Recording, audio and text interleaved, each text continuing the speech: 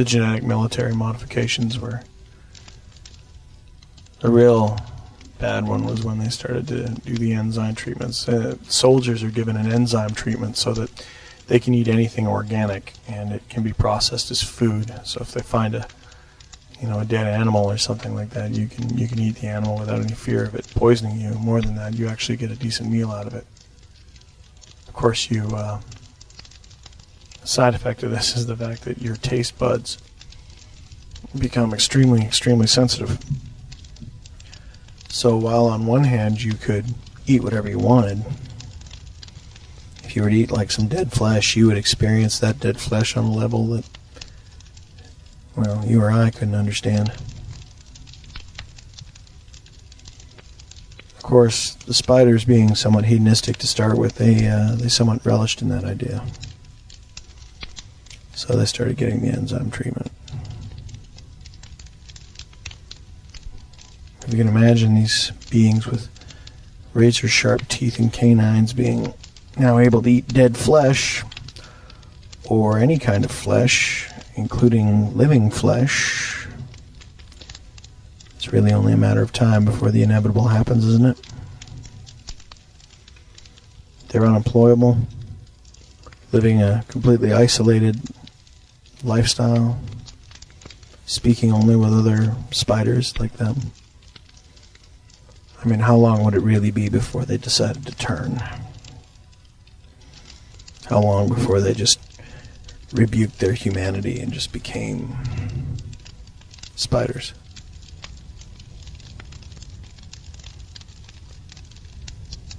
They usually feed on homeless people, but they'll feed on anything that comes near them. They live in nests, clusters, these abandoned buildings, a lot of them out in Nod.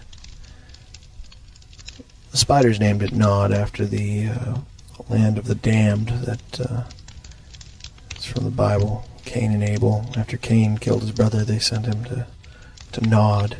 So that's what became of the city, and sunken city of Nod.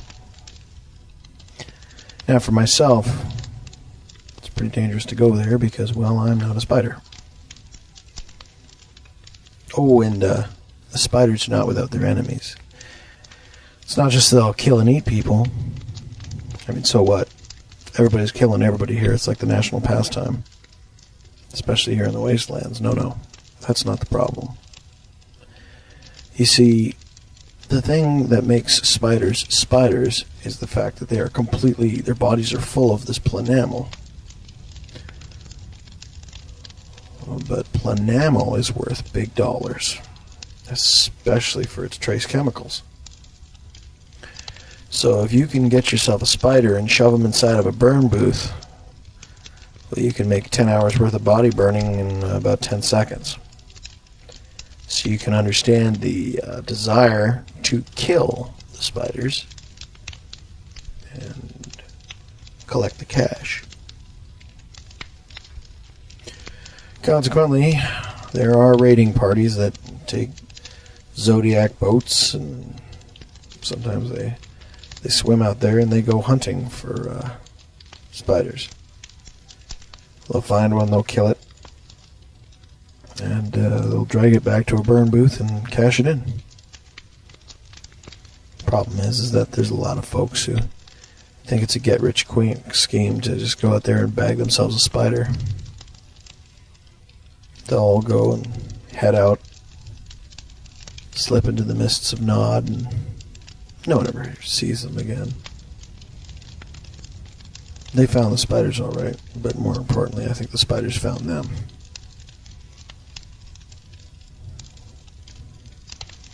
One does not trifle with spiders.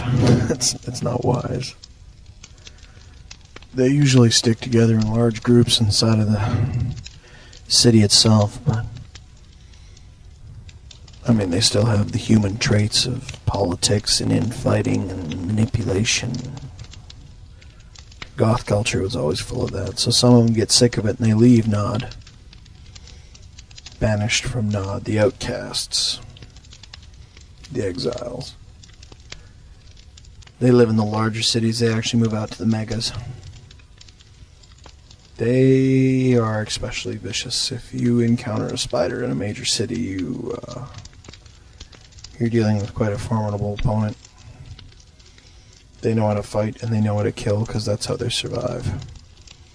And everybody wants a piece of these guys, so... well, you can imagine. It's interesting to watch spiders sleep.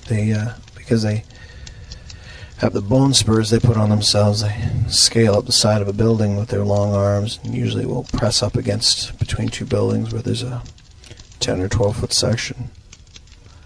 Invert their arms so that their elbows lock and their shoulders lock and everything locks because of the bone spurs, and they just hang there and sleep. It's a pretty wild way to get around, I guess. Climbing and crawling in and amongst the smog. Now, bear in mind the spiders aren't the only ones who did body modification. That brings us, I suppose, I can't really talk about the spiders without talking about the bugs. Bugs are a little bit different. You see, whereas spiders went and modified themselves with a goal in mind to become this vision of a thing, they're actually quite, like, you'd never find a spider that wasn't symmetrical. They're all very artistic in a hedonistic, cannibalistic sort of way, I suppose. I mean, they're generally shiny black, but some of them, like some of the women, instead of going black, they'll go stark white. And they'll, enhance their bodies in certain ways so that they have, some of them have long flowing hair. Well, rare few have long flowing hair now, and enlarged breasts and cream white bodies that are stretched and contorted. I mean, it's like a strange sexual nightmare in some cases. Anyway, bugs were kind of the different end of the spectrum. Bugs are. That's a bastardization of the full name. They were called Cybertakus, or cyborg takus. And what that comes from is the term otaku is a Japanese word meaning fan, but more than just like a fan, like a fanatical psycho, like a really into something. You could be an otaku of, say, like if you were an otaku of the sun, you would be outside all the time and watching the sun and studying the sun and burning your eyes because you stare at the sun a lot. That's what makes you an otaku, is when you are such a fan of something that it becomes part of, a detriment to you as a being. That's an otaku. And well, cyber is, of course, having to do with the machines and biological augmentation with the synthetic. So you put the two together and you get cyber otaku or cybutaku. Of course, that's long to say, so we just call them bugs. I think they started being called bugs, right? When the wearable computers became the craze, and everyone had the different brand name mirror shades with the different size, screens inside of them to hook themselves up. They were a synthetic version. In the beginnings, Dreadmen and Sabutaku were the same thing. And Dreadmen's another thing altogether. Why were they ever something else altogether? But see, the Sabutaku, they were called bugs because of these mirror shades they used to wear. Gave them these huge bug eyes. Everybody thought how funny it was. You look like a bug. So I always started calling them bugs. But